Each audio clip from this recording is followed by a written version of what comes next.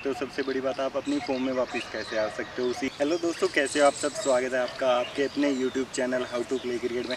आज की वीडियो है कि अगर आपसे रन नहीं बन रहे, आपसे विकेट नहीं निकल रही, तो आप अपनी फॉर्म में वापस कैसे आ सकते हो। सबसे बड़ी बात, आप अपनी फॉर्म में वापस कैसे आ सकते हो, उसी के ऊपर आज की वीडियो है। तो प्लीज़ वीडियो को देखें और बताएँ कि आपको कोई चीज़ अगर समझ में नहीं आती, अगर आप अपने बेसिक पे वर्क करना चाहते हैं तो भी मुझे कमेंट में बताइए। तो सबसे बड़ी बात होती है बेसिक की। मैं अपनी हर एक वीडियो में बात करता हूँ बेसिक की, कि बेसिक होता क्या है। तो बेसिक वही होता है कि जिस तरह आपके रन बन रहे हैं तो आपका स्टांस कैसा है, आपके सब चीज़ें अच्छी हो रही हैं, तो उस टाइम आपको पता होना चाहिए कि आप क्या क्या चीज़ें अच्छी कर रहे हैं। सबसे बड़ी बात है आपकी, अगर बैट्समैनों के लिए बता रहा हूँ, पहले बॉलर्स पे इसके बाद बताऊँ। तो बैट्समैन के लिए सबसे पहले ये बता रहा हूँ कि आपकी ग्रिप कैसे है, आप ग्रिप कैसे करते हो। उसके बाद कि आपका स्टांस कैसे है, कैसे आप अपने स्टांस में खड़े होते हो। और उसके बाद है बॉल की जजमेंट, कि आपको बॉल को जज कैसे कर रहे हो। तो इन तीन चीज़ों में दिक्कत होती है, तभी बैट्समैन आउट ऑफ फॉर्म होता है। क्योंकि या तो उसकी ग्रिप में गलती होती है और या उसके स्टांस में गलती होती है। स्टांस में गलती कैसे होगी ये बताऊँ मैं आपको। कई बार हम स्टांस, जैसे मेरा स्टांस ही है, स्टांस ऐसे लेता हूँ मैं, तो और जब गलती होनी स्टार्ट हुई तो ऐसे हो जाएगा, कभी ये हाथ टेढ़ा हो जाएगा, कभी ये हाथ टेढ़ा हो जाएगा। हमारी बैक लिफ्ट इधर से आएगी, या ऐसे हाथ होगा तो बैक लिफ्ट अंदर से आएगी। तो इन चीज़ों में फ़र्क पड़ता है।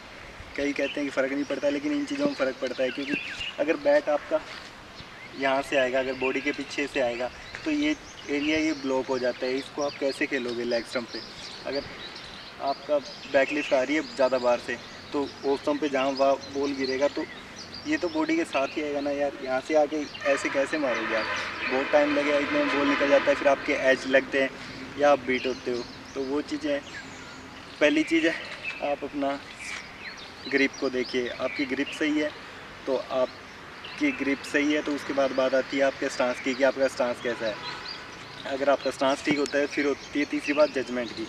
तो पुअर जजमेंट उसी टाइम होती है हमारी, जब हम ज़्यादा लेज़ी होते हैं, कि हम सोच लेते हैं यार हाँ आगे बॉल डालेगा, आगे बॉल डालेगा तो मैं ऐसे खेलूँगा।